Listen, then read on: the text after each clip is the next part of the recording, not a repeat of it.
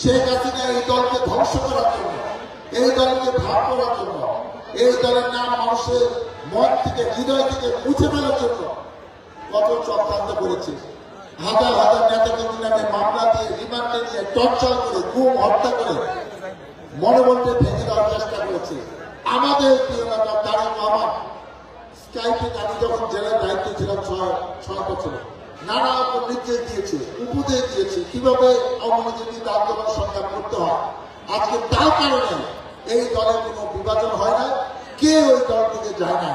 আজকে 17 বছর এই নেতা অপেক্ষায় আছে এরকম একটি সংসদ নির্বাচনে সুস্থ ভোটের জন্য, যে ভোটে ইনশাআল্লাহ জনগণ ধানের শীষকে ভোট দিয়ে এই দলকে সরকার পরিচালনার দায়িত্ব অর্পণ করবে।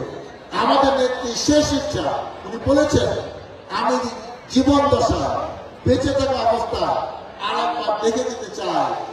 তার বয়স এখন 80 বছর। যে এই দল মানুষ এখনো পছন্দ করে, ধানের শীষ প্রতীকী সবচেয়ে জনপ্রিয় প্রতীক নির্বাচনের জন্য, এবং ধানের শীষ প্রতীক নিয়ে আমার প্রার্থীরা বিজয়ী হয়ে দেশ পরিচালনার দায়িত্ব পাবে, এটা খালেদা জিয়ার শেষ ইচ্ছা।